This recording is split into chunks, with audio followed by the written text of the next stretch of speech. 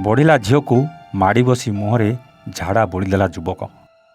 ଯୁବତୀ ଜଣକ ରଡ଼ି ଛାଡ଼ି ଛାଡ଼ି କାନ୍ଦୁଥିଲା ଆଉ ମୋତେ ଛାଡ଼ିଦେ କହି ଯୁବକକୁ ନେହୁରା ହେଉଥିଲା। କିନ୍ତୁ ନୃଶଂସ ଯୁବକ ହାତରେ ଝାଡ଼ା ଧରି ଯୁବତୀର ମୁହଁରେ ବୋଳିବା ସହିତ ଜବରଦସ୍ତି ପାଟି ଭିତରେ ପୂରେଇ ଦେଇଥିଲା। ଏମିତି ଅମାନୁଷିକ କାମ କରିବା ପଛରେ ଯୁବକର କ'ଣ ଉଦ୍ଦେଶ୍ୟ ଥିଲା ଜାଣିବା ପାଇଁ ଆସନ୍ତୁ ଦେଖିବା ଆଜିର ଏହି କାହାଣୀ। ହ୍ୟାଲୋ ହାଏ ନମସ୍କାର, ଷ୍ଟୋରି ୱିଥ୍ ପ୍ରତାପର ଆଉ ଏକ ନୂଆ କାହାଣୀକୁ ଆପଣଙ୍କୁ ସ୍ୱାଗତ। ଇଏ ଏମିତି ଏକ ଘଟଣା ଯାହାର ଭିଡ଼ିଓ ଆମେ ସମ୍ପୂର୍ଣ୍ଣ ଦେଖାଇ ପାରିବୁନି ସତ, କିନ୍ତୁ ସତ ଜାଣିଲେ ଆପଣଙ୍କ ରୁମ ମଧ୍ୟ ଟାଙ୍କୁରି ଉଠିବ। ନଜର ପକାନ୍ତୁ ଟିକିଏ ଏ ନିରୀହ ଯୁବତୀଙ୍କ ଉପରେ, ଯିଏକି ଗାଧୋଇ ଫେରୁଥିବା ସମୟରେ ମାଡ଼ି ବସି ମୁହଁରେ ଝାଡ଼ା ବୋଳି ଦେଇଥିଲା ଏ ଯୁବକ ଜଣକ। ଆଉ ଯୁବତୀ ଜଣକ ଛାଡ଼ିଦିଅ ଏମିତି କରନି କହି କାନ୍ଦୁଥିଲା। ଯୁବକର ଗୋଡ଼ ହାତ ଧରି କେତେ ନେହୁରା ହେଉଥିଲା, କିନ୍ତୁ ନୃଶଂସ ଯୁବକ ନିଜ ହାତରେ ଝାଡ଼ା ଧରି ଯୁବତୀଙ୍କ ମୁହଁରେ ଘଷିବାକୁ ଲାଗିଥିଲା।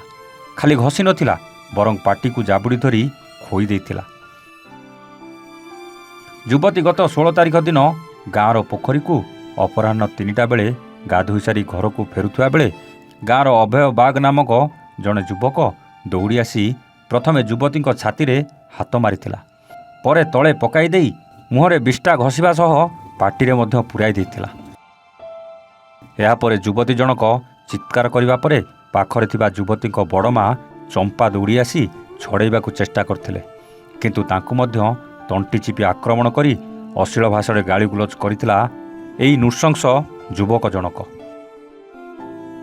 ବଲାଙ୍ଗୀର ଜିଲ୍ଲା ବଙ୍ଗମୁଣ୍ଡା ଥାନା ଅଞ୍ଚଳରେ ଜଣେ ଆଦିବାସୀ ଯୁବତୀଙ୍କୁ ଜାତିଆଣେ ଆକ୍ଷେପ କରି ଗାଳିଗୁଲଜ କରିବା ସହ ବିଷ୍ଟା ଆଣି ମୁହଁରେ ଘଷିବା ସହ ଖୁଆଇ ଦେଇଥିବା ନେଇ ବଙ୍ଗମୁଣ୍ଡା ଥାନାରେ ଅଭିଯୋଗ ହୋଇଛି।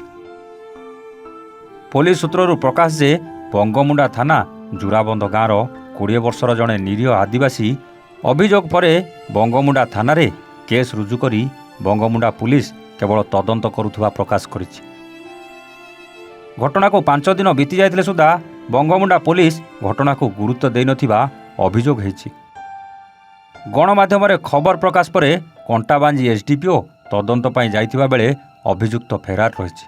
ତାକୁ ଧରିବା ପାଇଁ ଏକ ସ୍ୱତନ୍ତ୍ର ଟିମ୍ ଗଠନ କରାଯାଇଛି ଓ ଗିରଫ କରିବା ଉଦ୍ୟମ ଜାରି ରହିଛି ବୋଲି କଣ୍ଟାବାଞ୍ଜି ଏସ୍ଡିପିଓ ଗୌରାଙ୍ଗ ଚରଣ ସାହୁ ପ୍ରକାଶ କରିଛନ୍ତି।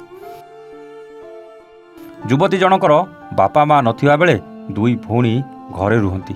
କୁଲି ମଜୁରୀ କରି ଗୁଜୁରାଣ ମେଣ୍ଟାନ୍ତି। ଆଦିବାସୀ ଯୁବତୀ ଜଣକ ପ୍ରତି ଏଭଳି ନିର୍ଯାତନା ହୋଇଥିବା ଦୋଷୀ ବିରୁଦ୍ଧରେ କାର୍ଯ୍ୟାନୁଷ୍ଠାନ ପାଇଁ ଆଦିବାସୀ ସଂଘ ପକ୍ଷରୁ ଦାବି ମଧ୍ୟ ହୋଇଛି। ନଚେତ ଆଗାମୀ ଦିନରେ ଆଇନ ଅମାନ୍ୟ ଆନ୍ଦୋଳନ କରିବାକୁ ଚେତାବନୀ ଦେଇଛି ଆଦିବାସୀ ସଂଘ। ଏନେଇ ଅଭିଯୁକ୍ତ ପରିବାର ଲୋକଙ୍କ ପ୍ରତିକ୍ରିୟା ନେବାକୁ ଚେଷ୍ଟା କରାଯାଇଥିବା ବେଳେ ଅଭିଯୁକ୍ତ ଅଭୟଙ୍କ ଘରେ ତାଙ୍କ ଭାଇର ସ୍ତ୍ରୀ ଥିବା ବେଳେ ସେ କିଛି ଜାଣିନଥିବା ପ୍ରକାଶ କରିଥିଲେ। ଆପଣମାନେ କହିଲେ ଏମିତି ଅମାନୁଷିକ କାମ କରିବା କ'ଣ ଠିକ୍ ଥିଲା? ଯଦି ସେ ଯୁବତୀ ଅଭୟର କିଛି କ୍ଷତି କରିଥିଲା ତେବେ ଆଇନର ଆଶ୍ରୟ ନେଇପାରିଥାନ୍ତା। ଏ ବିଷୟ ଏବେ ସବୁଆଡ଼େ ଚର୍ଚ୍ଚା ହେଉଥିବା ବେଳେ ଯୁବକକୁ କେମିତି ଦଣ୍ଡ ମିଳିବା ଦରକାର କମେଣ୍ଟ କରି ନିଶ୍ଚିତ ଜଣାଇବେ। ଆଜି ପାଇଁ ରହୁଛୁ, ଆମେ ପୁଣି ଆସିବୁ ଆଉ ଏକ ନୂଆ କାହାଣୀ ସହିତ ଷ୍ଟୋରି ୱିଥ୍ ପ୍ରତାପରେ। ସେତେବେଳେ ଯାଏ ନମସ୍ତେ, ଜୟ ଜଗନ୍ନାଥ।